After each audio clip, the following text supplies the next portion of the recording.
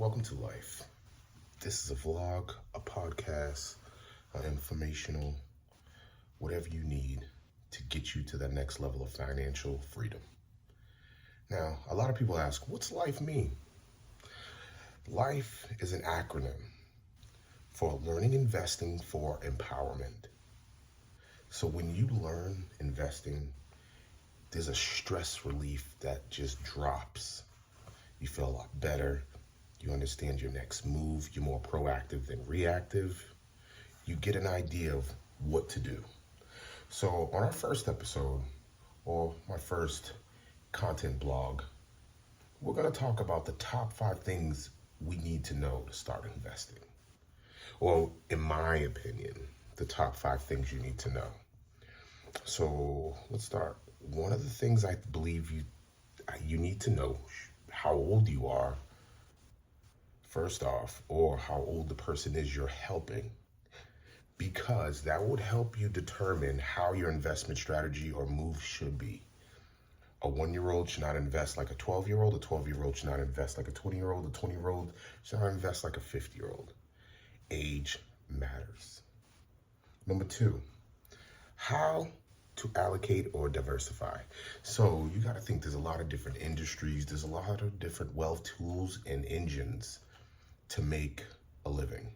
So you can go from stocks, you can go from bonds, you can go from options, you can go from real estate, you can go to baseball cards, you can go to all type of different tools to make your income grow.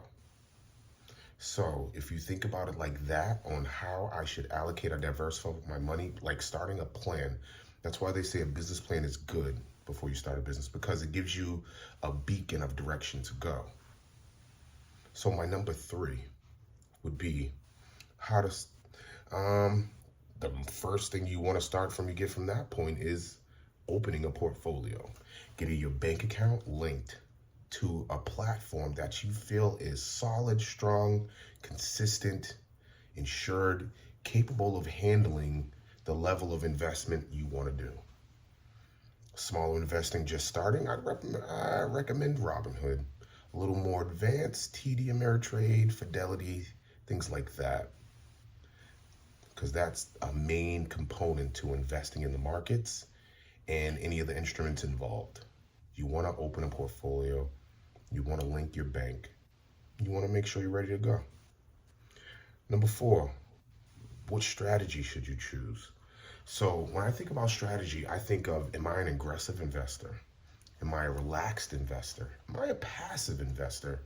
Am I an investor that wants to put my hand in every bowl to conclude to a good outcome?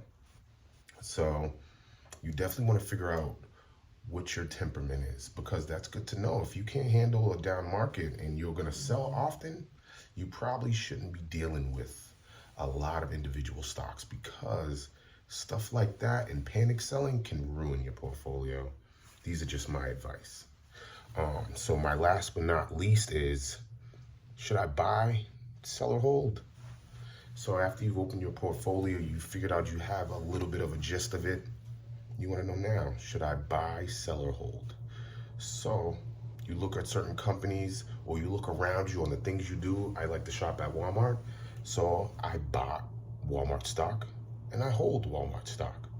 So if you think about it like that, on what you do on your day-to-day basis, things you know that may give you an edge over everyone else, because hedge funds are good, but individuals are still beating hedge funds from time to time. So never down yourself out.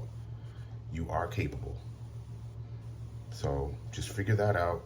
If you want to buy, sell, like maybe selling is a stock that you heard the manager is horrible, the CEO is even worse, so you don't see them projecting any positive outcomes in the near future. So you may want to sell that. Holding. I love Aristocrat companies, 100 years or more. So a company, let's say you bought at year 10, is still around 90 years later. Can you imagine the compound interest on that? So compound interest is the value of the interest that the stock creates over time. So if you think about it like that, these ways and techniques are just a tidbit into what you can learn, what I can teach you, and what can really further your future. I'm Ralphie Wall Street, and this is a podcast about life, learning investing for empowerment.